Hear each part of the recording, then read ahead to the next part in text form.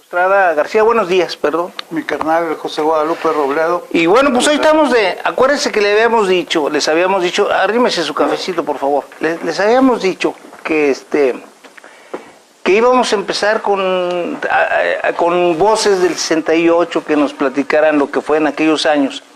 Y bueno, pues ya les habíamos avisado, incluso promovimos que iba a estar con nosotros Francisco Javier Ramos Ramírez, conocido por El Pato. Y ahorita digo para que nos cuentes anécdota. Él es abogado de aquí de jurisprudencia, ha salido de la universidad, a lo que es ahora la Universidad Autónoma de Coahuila, notario público, participante del 68, pero fundamentalmente algo que le quiero decir yo, es un hombre congruente desde joven, con su actitud izquierda, pero antes izquierda, aclaro, porque hay algunos jóvenes que no entienden, que confunden eso de la izquierda. Antes los de izquierda eran los socialistas y los comunistas nada más. Entonces, ahora, bueno, pues ahora hasta hay obispos. Entonces, nomás para decirle que esa es la congruencia de nuestro amigo Francisco Javier. Le decía a Jorge, le preguntaba, le digo, oye, ¿no tienes problema porque vamos a promover? ¿No tienes problema con que te pongamos el Pato porque pues yo te conozco como el Pato Ramos? Y me platica una anécdota así muy rápida. ¿Cómo? De tus nietos. Bueno, es que el sobrenombre viene de la familia. Desde mi casa, mi madre en paz descanse, mis hermanos, todo el mundo me dice Pato. Y ya transcurrida la vida y los años, pues nacieron los nietos. Y mis nietos me dicen abuelo Pato. Es muy simpática. No hay ningún problema por el sobrenombre, no es despectivo, es no.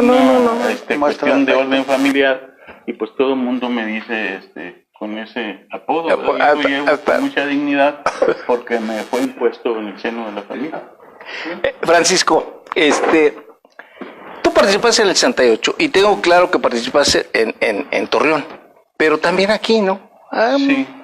Bueno, platícanos de esos días. La historia, nosotros venimos militando en la izquierda desde 1965. Yo estudié la Escuela Preparatoria Venustiano Carranza, la muy ilustre PVC, y ahí la formación ideológica de los maestros más destacados era gente de izquierda. Uh-huh. De modo tal que los textos, por ejemplo, los textos de historia de la Revolución Mexicana, pues eran textos de izquierda. El maestro era el profesor Jesús Cueto Nicanor, para descanse, y gente muy identificada también con el ala liberal proveniente de la masonería. Uh-huh. La Venustiano Carranza tenía tradición de izquierda porque ahí estudiaron dirigentes muy reconocidos. Voy a citar a uno que es históricamente pues el más conocido como exalumno de la Venustiano, se llamaba Pedro Sáenz Cepeda. Pedro Sáenz Cepeda fue un dirigente estudiantil de los años 50, 60 en la Venustiano Carranza. Después se va a estudiar a México y para no hacer muy larga la historia, fue 11 años secretario del comandante Ernesto Che Guevara en Cuba. Él estuvo con el Che en los principales acontecimientos que este guerrillero heroico participó en la Revolución Cubana. Vuélvenos a repetir, Sáenz. Pedro Sáenz Cepeda. Ustedes revisen el periódico sí. El Siglo de Torreón, busquen la columna de González Avelar, no Miguel, que se murió, y también acaba de morir el abogado, de momento no me acuerdo el nombre. Víctor González Avelar, y él relata esa circunstancia. Pero déjame comentarte que al seno de la Venustiano Carranza había una maestra, la Miss Reyes, se llamaba Rosa María Baizade, viuda de Rey. Ella era la maestra de inglés, una mujer muy preparada, con una cultura superior. Y en una ocasión me dice, oiga Francisco, quiero invitarlo a mi casa. Vivíamos por el mismo rumbo en Torreón, y me invita y le quiero presentar un personaje. Entonces en aquella ocasión pues fui a su casa, me presenta Pedro Sáenz Cepeda. Pedro Sáenz Cepeda estaba casado con una señora mexicana, originaria de Torreón, y la señora cada vez que iba a dar a luz, se venía a lidiar a Torreón, así era su deseo. Y él aprovechó toda una semana para visitar a la maestra y conversaba conmigo, yo lo escuchaba, de lunes a sábado, sobre la historia de la Revolución Cubana, que en ese momento pues no era historia, porque estamos hablando de 1966, había pasado Bahía de Cochino, había pasado las agresiones del imperialismo a Cuba socialista, Fidel se había asumido ya como marxista-leninista. Entonces, pues, todas esas cosas influyeron en la formación ideológica. ¿Cuántos años tenías tú en ese entonces? Yo en ese entonces tenía 17 o 18 años, ¿verdad? Entonces, terminamos la preparatoria y fuimos a estudiar a la Facultad de Filosofía en la UNAM, presenté el examen, pero hubo un movimiento estudiantil que terminó con la caída del rector, que era el doctor Ignacio Chávez. Hubo por ahí un fallecido y pues decidimos venir a Torreón y la familia determinó que viniera a Saltillo a estudiar aquí en la Escuela de Jurisprudencia. Para cuando yo vengo, yo ya era militante de izquierda, de una organización muy ajena al Partido Comunista, pero más a la izquierda, ¿verdad? Sí, más radical, como le dicen ahora. Pues ahora, como sí, dicen, ¿verdad? Sí. Sí, primero fue Liga Leninista Espartaco y luego fue Liga Comunista Espartaco. Yo pertenecía a una célula estudiantil y mi trabajo era en el seno de... Que también hay que decírselo, ellos estudiaban mucho. Sí, bueno, ellos no solamente eran prácticos, estudiaban, vaya. La Liga era una organización de alto nivel académico. Exactamente.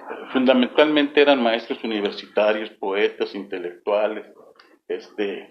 Nosotros llegamos a tener a un compañero de Torreón integrando el Consejo Nacional de Huelga en el movimiento del 68 en representación de filosofía. Él era de Torreón y era pues prácticamente el enlace con nosotros en aquellos años.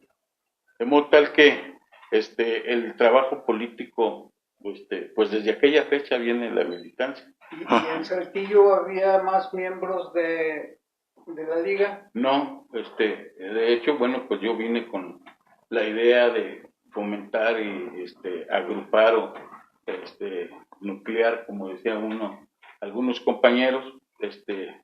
Nosotros pertenecíamos a la logia juvenil, la Estación de Jóvenes Esperanza de la Fraternidad. Yo ingresé a la logia en Torreón, en la logia Libertad número 1, y me incorporo aquí en Saltillo a Luz de la Juventud número 5. Y ahí pues conocimos a varios compañeros que también tenían militancia en una derivación de la Liga, que fue el movimiento espartaquista revolucionario de Monterrey. Aquí había un grupo que realmente hacía su trabajo político estudiantil en el TEC de Monterrey. ¿Y quiénes serían? Pues no sé si esté permitido 50 años después, porque a lo mejor se molesta Rufino Rodríguez Garza.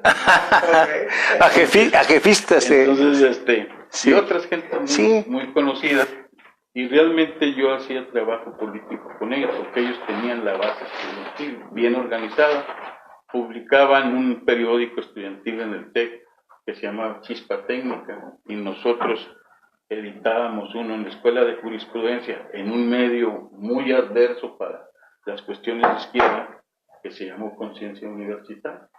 Eso fueron las primeras actividades político-estudiantiles a nivel de la logia y a nivel de los trabajos aquí en el seno de la... Rufino estuvo sentado ahí, es nuestro amigo, también escribe en el periódico que te vamos a mandar. Sí. Entonces, Sí, yo lo visité hace muchos años que no lo saludaba, pero tiene su negocio cerca de los tribunales y yo vengo con regularidad.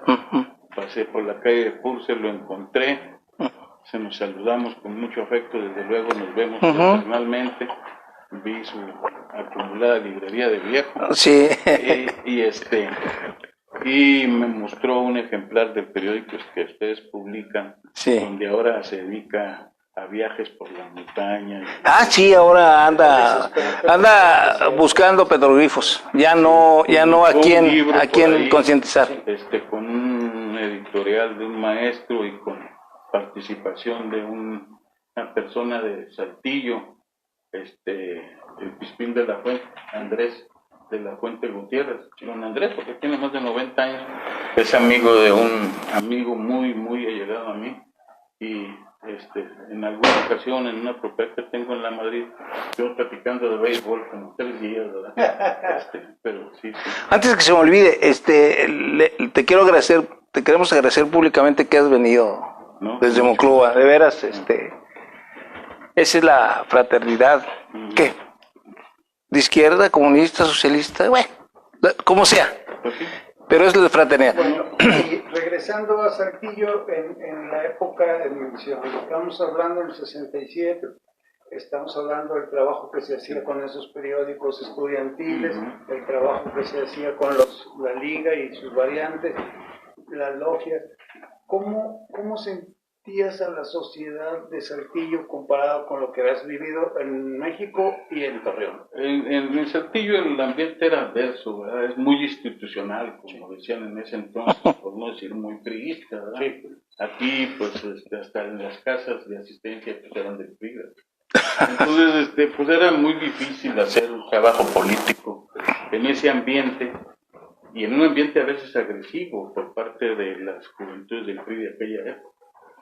Pero, pues las condiciones se fueron dando. Ustedes probablemente recuerden que en 1966 hubo un movimiento estudiantil aquí en Saltillo, 67, perdón, aquí en Saltillo por el alza de los precios del transporte.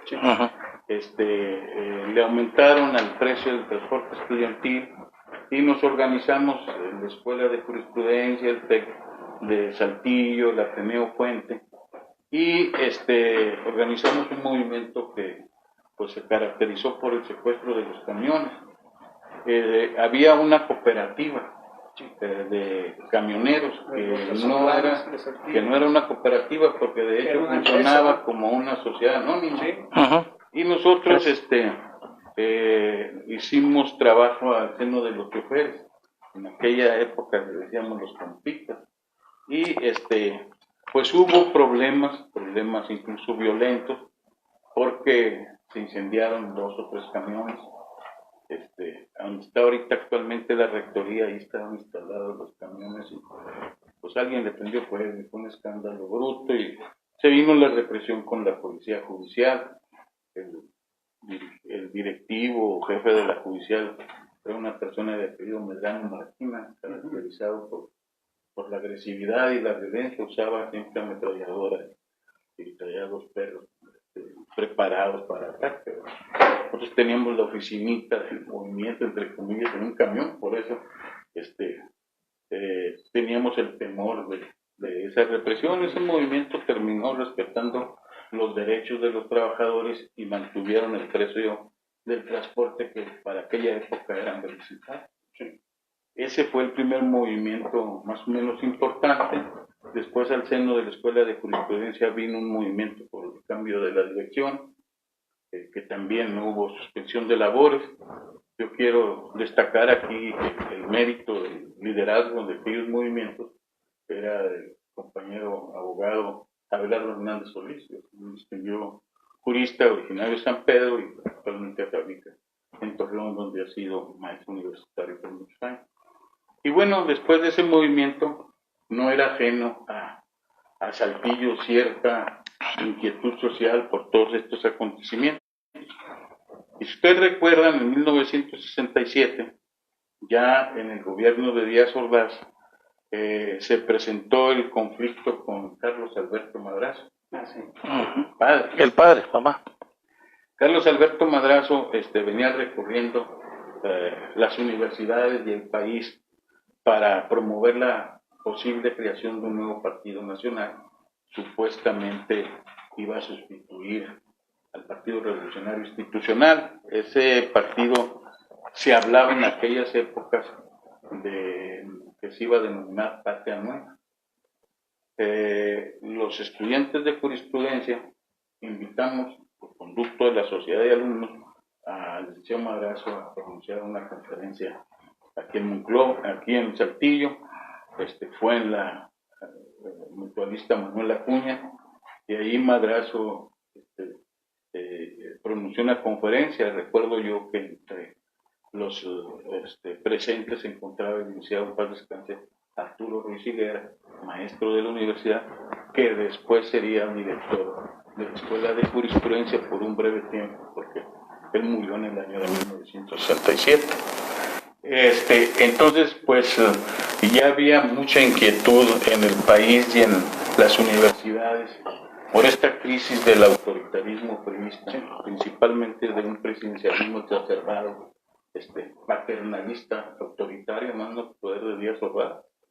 Ustedes recordarán que en aquella época, bueno, pues una revista liberal de izquierda con cabida para diferentes corrientes ideológicas era la revista Siempre, que dirigía José Pacheco.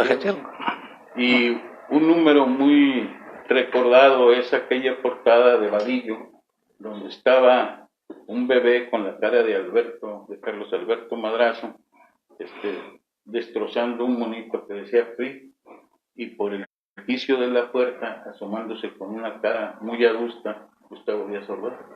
Eso fue lo que terminó con el rompimiento entre el grupo priista de Díaz Ordaz y de los de Madrazo, y ahí inició el movimiento.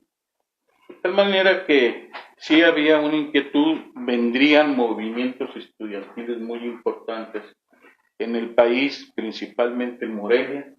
En Morelia, precisamente, un problema con el transporte urbano ocasionó un movimiento estudiantil donde mataron a un estudiante de nombre Everardo Rodríguez Orbe.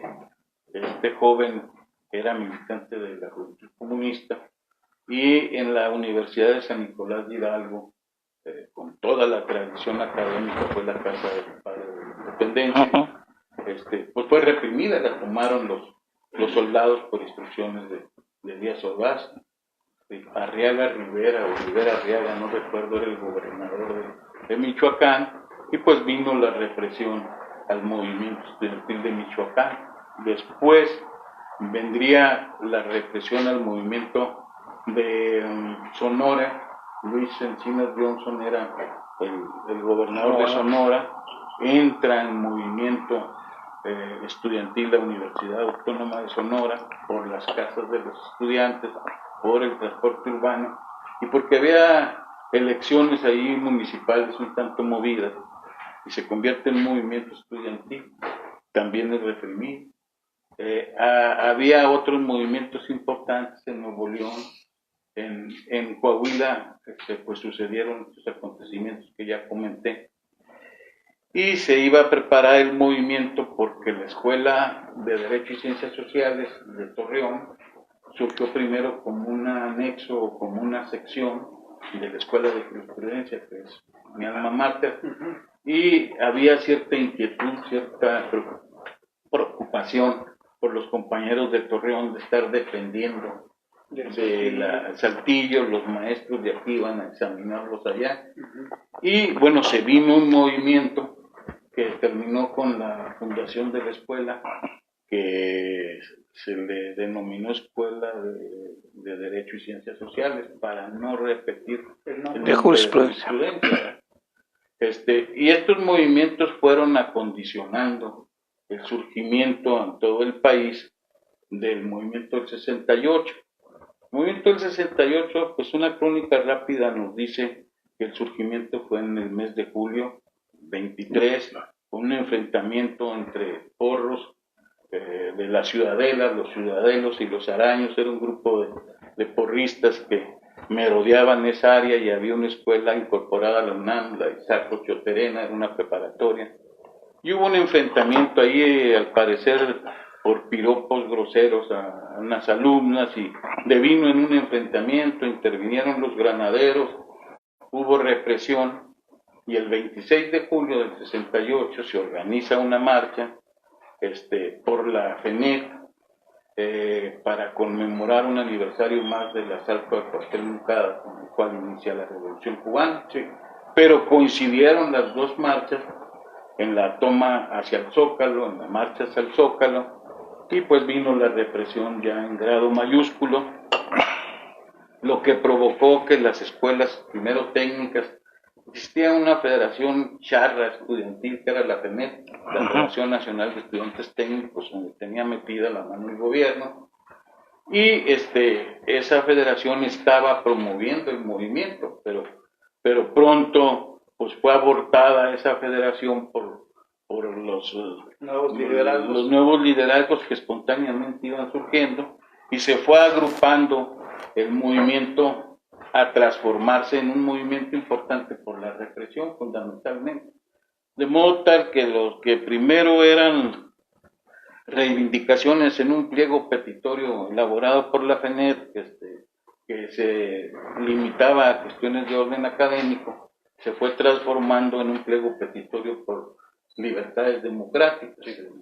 Padecíamos el régimen de un partido único autoritario con un presidente sumamente represivo, ¿verdad?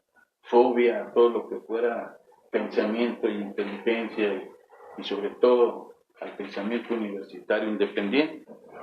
Y ello ocasionó que se hiciera el movimiento con un pliego demandando la libertad de los presos políticos. Se le dio un sesgo ya social. El movimiento ya no fue meramente estudiantil, sino, repito, reivindicación de libertades democráticas conculcadas por un régimen autoritario.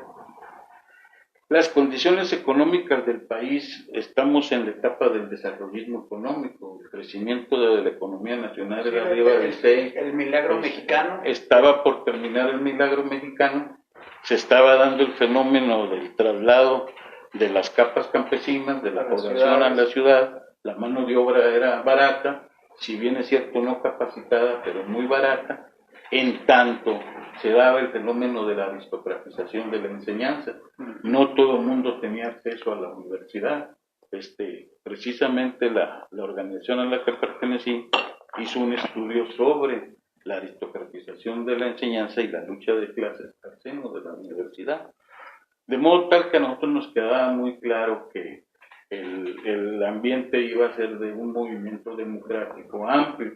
Así lo decía el pliego petitorio que demandaba la derogación de los artículos 145 y 145 bis del Código Penal Federal, que consignaban el tipo penal del delito de disolución social, y se reclamaba a la vez por la renuncia de los directivos del Cuerpo de Granaderos, la desaparición de este grupo represivo y la indemnización a las víctimas de la represión por parte de los ganaderos. ¿Y desde provincia había intercambio de ideas, de mensajes? Bueno, esa es una de las cuestiones que hay que señalar. El movimiento estudiantil del 68 tuvo como foco y como escenario central en la Ciudad de México. El movimiento creció poco hacia la provincia. Yo, por ejemplo, viajé en una sola ocasión para traer algunos documentos, una propaganda, a la Ciudad de México, pero era imposible ir. Las estaciones de camiones, las centrales camioneras, el acceso a la Ciudad de México estaba siempre con retenes militares y de policía judicial. Logramos entrar a la Ciudad de México y salir por zonas alternas, vías alternas que la misma raza que preparaba para poder llegar, porque siendo estudiante eras detenido, sospechoso, sujeto a interrogatorio y a veces detenido. De modo tal que el crecimiento hacia la provincia fue muy poco. Sí hubo representantes de provincia, particularmente Michoacán, Guerrero, Puebla, el estado de Morelos, pero de esta zona del norte, no. En Monterrey, con el grupo de los compañeros, sí había un movimiento. Yo estuve varias veces en Colegio Civil, donde eran los actos de la preparatoria 1, si no recuerdo, de la Universidad de Nuevo León, donde eran los actos del agrupamiento de izquierda de Nuevo León. Andaban en medio también de su autonomía, que se Ellos como 5 años. tuvieron el proceso de autonomía universitaria con todos los movimientos que hubo de salida de gobernadores, etcétera. Entonces, el ambiente era propicio para el surgimiento de un movimiento amplio. No se dio porque la represión pues fue terrible, ¿verdad? Yo digo que en ese momento el Estado mexicano, el Estado fascista, ¿verdad? Eso lo decía, de modo tal que el trabajo político realizado en Torreón pues consistió más o menos en difundir y concientizar al medio universitario y el campesino. Yo recuerdo que estuvimos en Chávez, lo que es Francisco y Madero, y nos tocó estar a la entrada, ahí estaba el Banco Ejidal, y iba a salir un grupo de trabajadores jornaleros del campo, ejidatarios, iban a la pizca hacia el noroeste del país, sobre todo Sonora, por allá. Y eran muchos, y nosotros veníamos de volantear en los ejidos y aprovechamos para hacer un mitin ahí. Yo lo abrí y lo continuó un compañero ya fallecido, Salomón Atille, y fuimos perseguidos. Nos venimos por la antigua carretera que va rumbo a Gómez Palacio, sí, pero ya se sentía el ambiente de represión. Teníamos un mimeógrafo que era nuestra joya porque era lo que imprimíamos los volantes, y pues nos lo secuestró la tristemente célebre Dirección Federal de Seguridad, que era el terror en ese momento, porque era después en la Guerra Sucia, ¿no? Sí, bueno, después en la Guerra Sucia, y luego pasó a ser el CISEN, un centro de inteligencia, ¿no? Entonces, estos movimientos pues fueron creciendo. Yo recuerdo que fundamentalmente se trabajó mucho en la Escuela de Jurisprudencia, en la Venustiano Carranza, porque hay que recordar que el movimiento estudiantil en Torreón empieza aproximadamente el día último de julio de 1968. Yo abrí el mitin en la Plaza del Pensador Mexicano en la Alameda Zaragoza, mitin y marcha de allí hacia la plaza principal. ¿Cuánta gente? No en cantidad, sino en decir. No había mucha gente por dos razones. Porque era ciudad pequeña y además era difícil. Porque además estábamos en un periodo vacacional. Además. Ese era un problema, porque la raza no se reunía. Iban los que presentaban exámenes extraordinarios y los que andaban gestionando regularización académica. Pero pues empezamos a volantear y a buscar contactos, y yo creo que en aquella ocasión la marcha sería de alrededor de 60 o 70 compañeros. Pero ahí empezó, se vincularon otras escuelas y hubo eventos culturales. En aquella época había mucha canción de protesta. Latinoamericana. Y poesía, ¿sí? Latinoamericana, o poesía coral, sí. muy combativa. Y ese tipo de actividades se venían desarrollando a la par que el movimiento pues se desarrollaba a través de marchas y mítines. Yo debo señalar que el movimiento para mí nunca hubo dirigentes muy destacados: José Revuelta, Severo Castillo, Roberto Escudero, en fin, pero fueron participantes sin ser dirigentes. El dirigente, el órgano colectivo de dirección, fue el Consejo Nacional de Huelga, que surgió de la necesidad de agrupar a las escuelas, y que entiendo yo estaba integrado por aproximadamente 200 compañeros en la culminación de la organización del Consejo. Era muy numeroso, y por lo general los integrantes eran cambiados constantemente por razones de seguridad, de modo tal que ese fue el órgano de control. Se le tenía mucho respeto, se publicaba la Gaceta de informativa por el Consejo Nacional de Huelga, que llegaba hasta las provincias. Nosotros teníamos una célula ferrocarrilera, y a través de los compañeros del ferrocarril nos llegaban unos paquetes, porque empezamos a distribuir y a reproducir, porque el material era muy escaso, y a usar el mimeógrafo y a aplicar stencils, que era lo que se usaban. Tú estuviste... perdón, síguele. No, bueno, pues fundamentalmente eso era, así como había infiltrados al movimiento estudiantil, que siempre los ha habido y que siempre los hay en todos los movimientos populares, por la naturaleza represiva y en ese momento fascista del Estado mexicano, ¿verdad? Que veía a los estudiantes como los enemigos de la patria, ¿verdad? Entonces, pues nos avisaron de que ya había orden de aprehensión y de persecución contra varios dirigentes, entre otros Mario Cepeda, en Torreón, y en contra mía, de modo tal que la organización decidió disolverse, siguiendo una línea de la Ciudad de México y pues conservarnos a buen resguardo con los medios propios que se tuvieran. Yo estaba por ingresar a tercero de leyes. Hay que recordar que la escuela de jurisprudencia aquí en Saltillo iniciaba en el mes de enero con un calendario A o B, no recuerdo. Y entonces yo entré en el 67, pero para el 68 yo iba a tercer año, porque no tuvimos en ese periodo anual vacaciones, de tal manera que de primero pasamos a segundo sin vacaciones y llegamos a tercero. Yo no pude ingresar a tercero porque me vine aquí a Saltillo con la instrucción de no tener ninguna participación política abierta por el peligro que existía. Sin embargo, septiembre 13 o 12, por allá, estaba yo con mi novia, mi esposa actualmente, y pasa un camarada y me dice: oye, Pato, ¿no vas a ir al meeting? ¿Cuál meeting? El que va a haber en la Sociedad Mutualista Manuel Acuña. Y bueno, pues, pues ya me despedí de mi novia y me fui yo al meeting, que era realmente una mesa de análisis del movimiento estudiantil. Estaba saturada, estaba llena la sala del Manuel Acuña y pude ingresar por una ventana. Y bueno, yo escuché análisis de corte académico. Estaba entre los presentes el licenciado Fuentes García, que después fue presidente del tribunal,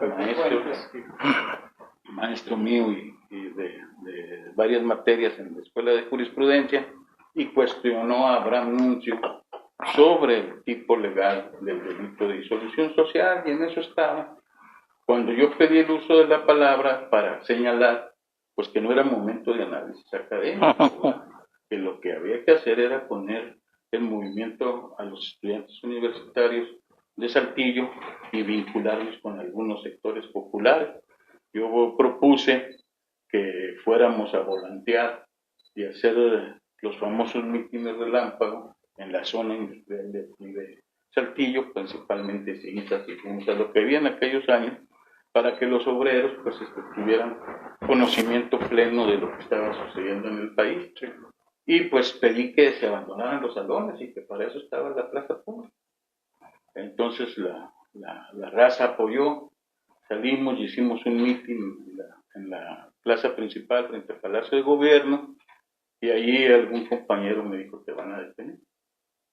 Entonces, pues el mismo núcleo de estudiantes proporcionó un coche, me protegió y salimos de la plaza, todavía en libertad.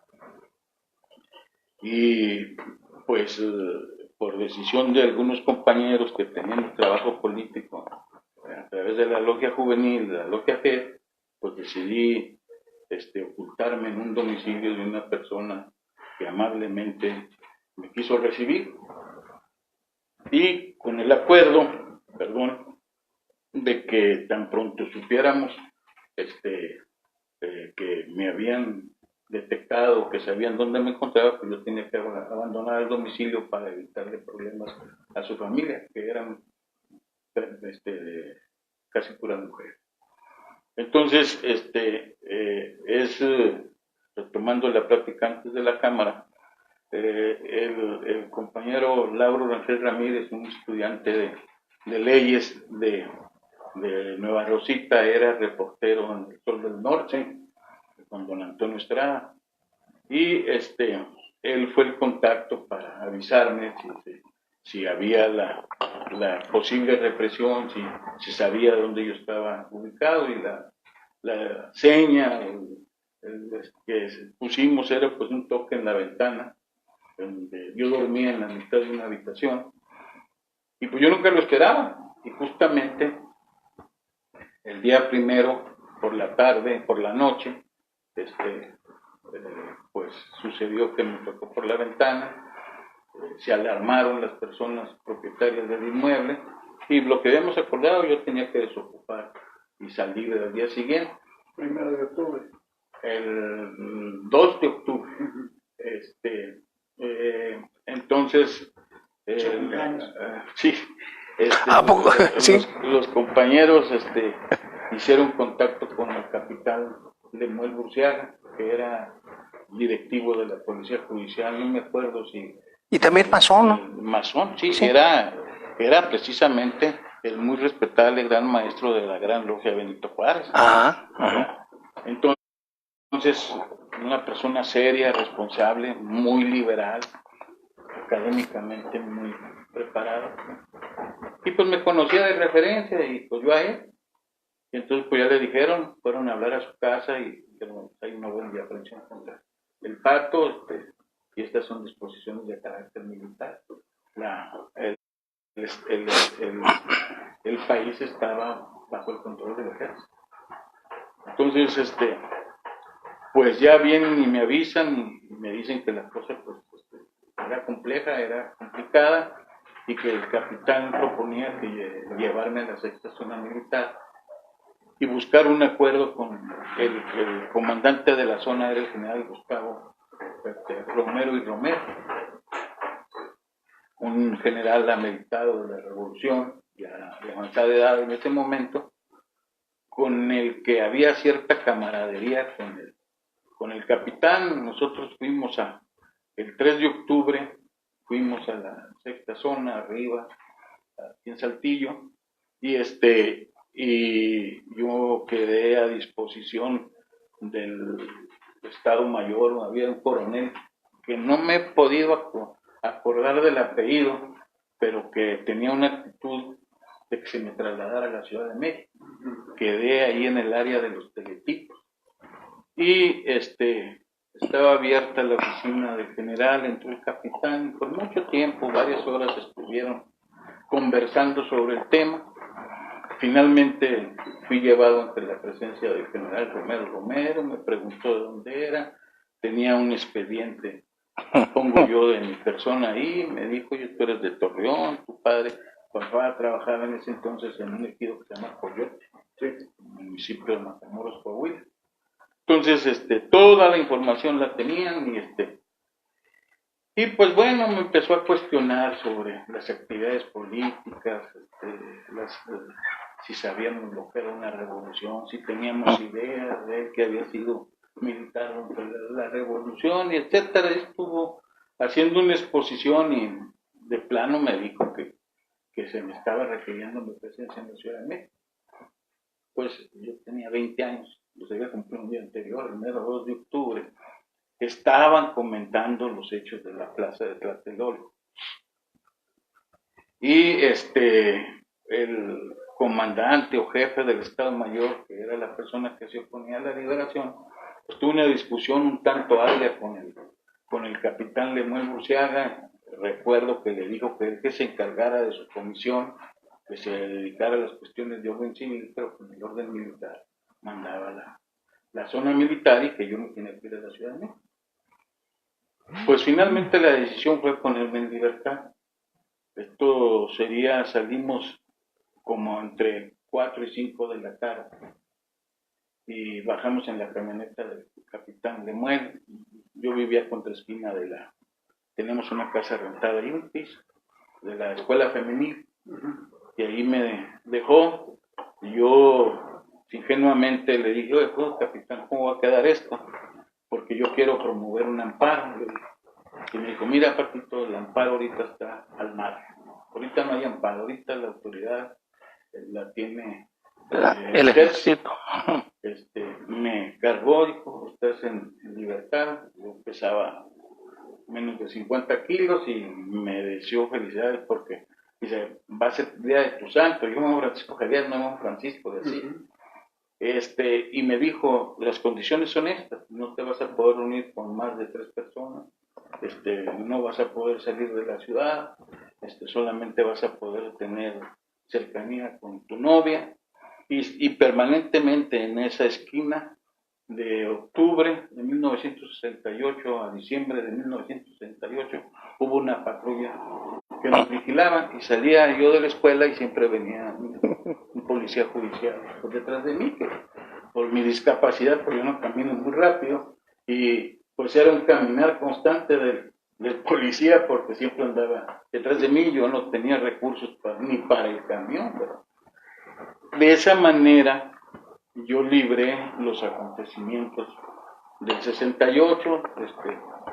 Le dimos a nombre del grupo de jóvenes integrantes de la logia JEF las gracias al capitán de muerte, posteriormente murió, y dejamos de participar todo ese periodo de octubre, diciembre, y al año siguiente, ya en quinto año, volví a la participación política estudiantil, postulándome por un frente que organizamos, Frente Universitario Independiente, de izquierda, a las elecciones de la Sociedad de Alumnos de la Escuela de Jurisprudencia. En ese momento cobró fuerza pues lo que yo llamo la extrema derecha universitaria, y fue un compañero identificado con esta organización estudiantil, la corporación, que fue el que ganó la elección. Nosotros no teníamos, ellos repartían libros, folletos, una serie de regalos a... ¿Cómo se llamaba ese muchacho? Juan Sánchez. Segovia. Juan Sánchez Segovia, que Que después integró el movimiento popular para la autonomía universitaria. Exacto. Pablo Reyes. Como Pablo Reyes y Mario Arizpe, los corpos. Los corpos, la derecha. La derecha, sí. Que luego, debido a eso que tú estás platicando, entendieron o aprendieron algo, y luego ya hubo pues un trato ya no persecutorio con la izquierda, ¿no? Sino, sí, pues había ciertas coincidencias en trabajo político. Claro. Pero nosotros perdimos esa elección por 8 votos. Y no regalamos absolutamente nada porque no teníamos nada que regalar. Que era un milagro, una hazaña, porque sí, en jurisprudencia... No, se dice rollo, discurso, apoyo a los compañeros, sobre todo de los años primero y segundo, que era donde estaba el grueso del electorado. Ahí, pues así hacíamos nuestro trabajo, particularmente con los foráneos que tenían problemas para ingresar a la universidad, que venían muchos de Tamaulipas, de Reynosa, de Matamoros, de Nuevo Laredo. Nosotros los apoyamos para que ingresaran. En ese entonces era rector ya de la universidad, después en el 68, don Felipe Sánchez de la Fuente, sí. Y don Felipe Sánchez de la Fuente, con ser un hombre muy adusto, muy informado, con una cultura superior, de corte conservador, como rector de la universidad, publicó un pequeño desplegado en la prensa local protestando por la invasión del ejército a la Universidad Nacional. Yo creo que fue de los pocos rectores de provincia que hizo eso. ¿Y en qué terminó la manifestación en la plaza en donde... Bueno, terminó, que se iba a formar el comité de lucha estudiantil en Saltillo, ¿sí? Y que se iba a integrar con la representación de diferentes escuelas, y se convocó para una reunión posterior. En ese momento yo pues a distancia de los compañeros, yo me retiré. Yo honestamente ya no conocí del desarrollo del movimiento estudiantil aquí, porque yo estaba impedido, con muy poca información, lo que llegaba a través del radio. Quiero señalar que en ese entonces la revista Siempre, el suplemento, lo dirigía Fernando Benítez, suplemento cultural, y Carlos Monsiváis, y que se convirtió prácticamente en el vocero cultural y de corte político, académico del movimiento. A través de ello, pues tenía yo 1 o 2 números donde yo fui informándome, porque no había manera de comunicarse. Y pues con el problema de orden familiar, porque yo era el más chico de mi familia, el único que tuve acceso a la universidad, y pues un problema con mi madre, sí, particularmente. Pero bueno, terminó en esas condiciones. Don Felipe Sánchez de la Fuente, yo recibía una beca de 2 pesos diarios, 60 pesos al mes, y don Felipe Sánchez de la Fuente me invitó a trabajar en la universidad, en el departamento de ediciones universitarias, la imprenta universitaria, que dirigía un profesor muy buen camarada, el profesor José González. Le decíamos el profesor Bolita. Él era el encargado de los talleres universitarios y yo me encargaba de invitar a los estudiantes a que editaran su tesis profesional en la imprenta y se me pagaba una cantidad. De esa manera pues, fuimos sorteando hasta terminar la carrera en la Escuela de Jurisprudencia. El director en ese momento de la escuela era el licenciado Óscar Villegas Rico, en paz descanse, que fue mi maestro y pues mi amigo, respetuosamente, y él pues me ofreció cuando ya comparecí otra vez, porque yo falté a la escuela, me inscribí y ya él estaba informado, me pidió que expusiera de viva voz el problema que había tenido, se lo dije, y pues siempre hubo mucho respeto desde el punto de vista ideológico. El mayor temor que puede tener un estudiante universitario que participe en cuestiones democráticas al interior de la universidad es la represión académica. Que te dejen reprobado nomás. Sí, simplemente. Y el rector se portó bien y el director de la escuela también. Con mucho respeto. El licenciado, yo no tuve ningún problema. Tuve un problema con otro maestro que era muy conservador, ocupaba un alto cargo en el gobierno del estado y pedía que nos expulsara. De hecho, se celebró un consejo técnico para, entre otras cosas, tomar la determinación de mi expulsión. No prosperó. Pues no. Lo bueno lo investigaremos. No lo quisiera decir, pero era procurador en ese entonces. Y ya nomás saca quién era procurador y te vas a dar cuenta de quién es. Claro. Yo después supe, porque yo no me gusta hablar en primera persona, pero mi nivel académico era, si tomamos como punto de partida las calificaciones, era arriba de medio. Sí. Entonces yo con él era vicero. Pero vienen las versiones. Claro, a las ideas más que a ti. A las ideas y a tus ideas. Entonces, y a su carrera política y a todo lo demás.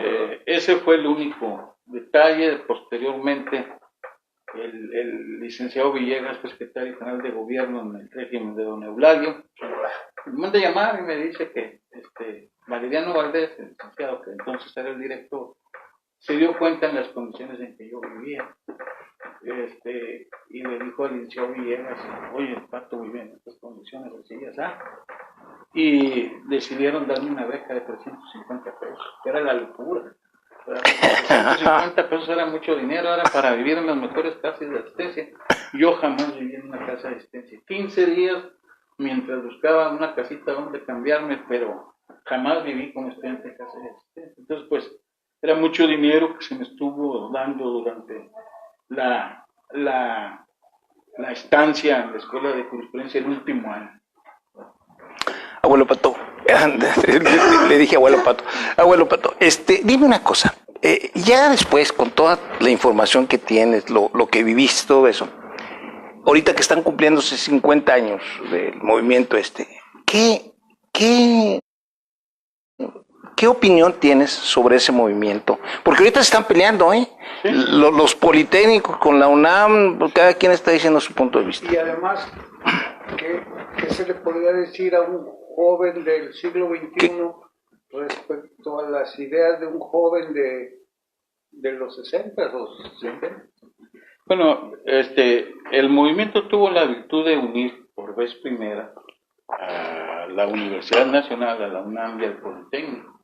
El movimiento, hay que recordar que en la marcha por la toma de la universidad y la violación de la autonomía universitaria que encabezó Barros Sierra, pues se suman los politécnicos. Y entonces, entre el estudiantado de la UNAM, aproximadamente 90,000 estudiantes, 70,000 del Tecnológico y de otras escuelas, Normal Superior, Chapingo, el movimiento llegó a mover o a tener capacidad de convocatoria sobre 200,000 personas, ¿verdad? De modo tal que en ese momento la confrontación Poli-UNAM quedó diluida. El problema del significado del movimiento estudiantil, bueno, pues hay que verlo desde cierta perspectiva histórica. El movimiento, así como se generó el movimiento estudiantil, pues digamos que antes había un movimiento de los médicos, 1965, 1966, que luchaban por asegurar la permanencia en los centros hospitalarios y que fueron reprimidos por Díaz Ordaz, como anteriormente habían sido reprimidos los ferrocarrileros 58, 59, con López Mateos. Es decir, hay una concatenación de los movimientos sociales.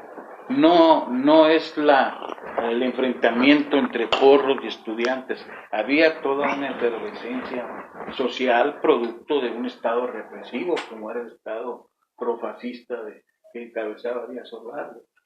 Entonces, el movimiento ahora, con todas las consecuencias aperturistas que vinieron con Díaz Ordaz, con Luis Echeverría. Hay que recordar que Luis Echeverría eleva la autonomía universitaria a calidad de garantía constitucional, lo que ahora se llaman los derechos humanos, ¿verdad? Y que recorrió el país acercándose a las jóvenes de las universidades, guardó silencio y a media asta, un 2 de octubre, en alguna universidad del país, lo obligaron los estudiantes a hacer eso. Él dijo que guardó silencio por los soldados caídos, etc.